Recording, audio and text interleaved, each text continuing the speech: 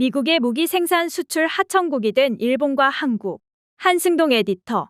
일본 정부는 미국이 요청한 자국자 위대 보유 패트리어트 미사일의 대미 수출을 실행하기 위한 조정 작업을 내년부터 본격적으로 벌일 것이라고 NHK가 26일 보도했다. NHK는 미국이 우크라이나에 대한 지원으로 자국의 요격 미사일이 부족하다며 공급해달라고 요청해 온 패트리어트 미사일을 기업에 새로 제조를 의뢰해 생산할 경우 수출하기까지 몇 년이 걸리기 때문에 PAC2를 중심으로 자위대가 보유하고 있는 것을 수출하기로 했다고 전했다. 일본이 미국에 수출할 패트리어트 미사일은 주로 항공기나 순항 미사일을 요격하는 PAC2 그리고 주로 탄도 미사일을 요격하는 PAC3인데 모두 미국의 라이센스를 얻어 일본에서 생산한 것이다. 이로써 일본은 미국의 무기 재고 부족을 메워주는 형태로 전쟁 중인 우크라이나에 우회적으로 살상 무기를 제공하게 됐다. 우크라이나의 포탄 등 다양한 무기들을 지원해온 미국은 10월 초 하마스의 공격으로 이스라엘, 팔레스타인 분쟁이 돌발하면서 이스라엘에도 무기를 지원해왔으며 이런 가운데 적어도 몇 개월 전부터 일본의 패트리어트의 대미 수출을 요청해온 것으로 알려졌다. 이런 배경 위에 지난 22일 개정된 일본 정부의 방위장비 이전 3원칙과 운용 지침은 라이센스 보유국인 미국의 살상 무기를 수출할 수 있을 뿐만 아니라 미국의 요청이 있을 경우 미국 외의 다른 나라들에도 살상 무기를 직접 수출할 수 있는 여지를 남겨놓고 있다.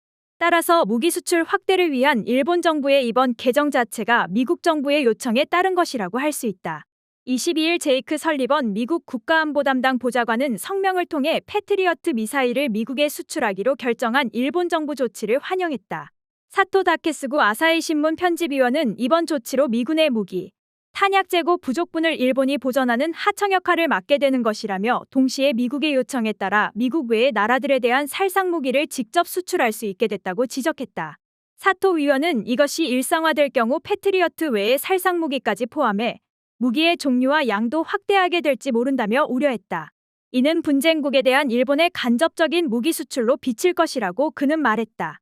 그는 또 일본에서 라이센스 생산된 무기는 미국의 요청이 있을 경우 미국을 경유하지 않고 비분쟁국으로 직접 수출될 수 있게 됐으며 일본이 일본의 안전 보장상의 필요성을 고려해 특단의 사정이 있다고 판단한다면 분쟁국에도 살상 무기를 직접 제공할 여지도 남기는 등 분쟁을 조장할 위험을 안고 있다고 지적했다. 미국의 요청으로 우크라이나에 대량의 포탄을 수출하고 있는 것으로 알려진 한국도 일본과 유사한 길을 밟고 있다.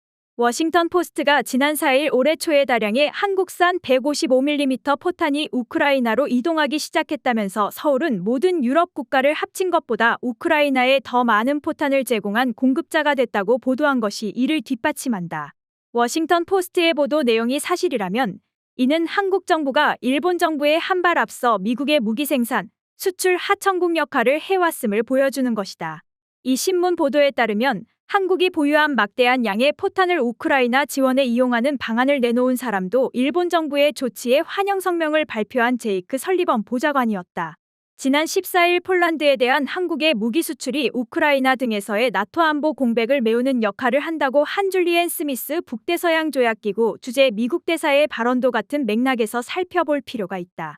NHK는 지난해 일본 자위대가 보유하고 있는 요격 미사일은 필요량의 60%밖에 되지 않는 것으로 추정되고 있다며 방위성 관계자가 자위대도 패트리어트 보유수가 충분하지 않다고 말했다고 전했다. 따라서 우크라이나에 대량의 155mm 포탄을 보낸 것으로 알려진 한국도 군의 포탄 보유에 여유분이 있어서 보낸 것이 아닐 가능성이 있다. 이와 관련해 기아라 미노루 일본 방위대신은 26일 강요회 뒤 기자회견에서 현 시점에서 충분한지 그렇지 않은지를 한마디로 대답하긴 어렵다면서 우리나라 방위에 구멍이 생기지 않도록 수출량은 신중히 살펴서 결정할 것이라고 말했다.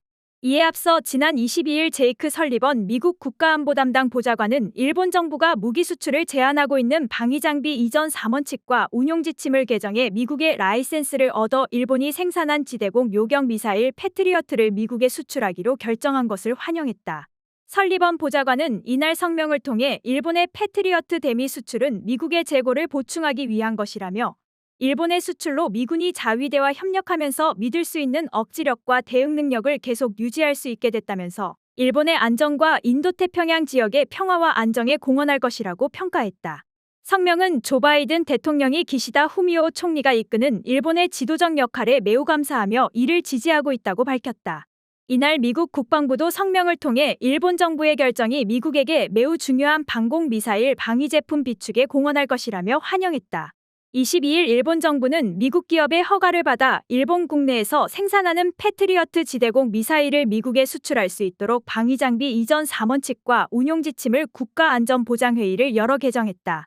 개정 내용은 미국이 허가한 부품만 수출할 수 있게 돼 있던 운용 지침을 완성품을 포함해 전면적인 수출이 가능하도록 바꿨다. 허가를 해준 국가가 제3국에 일본 생산 무기를 수출할 경우 일본의 사전 동의를 조건으로 지금 전투가 벌어지고 있다고 판단되는 나라는 제외하도록 제한하는 조건을 두고 있으나 미국이 보유한 패트리어트 재고품을 우크라이나에 지원하고 부족해진 부분을 일본 생산 패트리어트 미사일로 채울 수 있어서 일본이 자국 생산 무기를 우회적으로 우크라이나에 사실상 수출할 수 있는 길을 열었다. 또 전투 중인 나라에도 일본의 안보상의 필요 등에 따라 살상 무기를 직접 수출할 수 있다는 해석의 여지를 남겨두고 있다.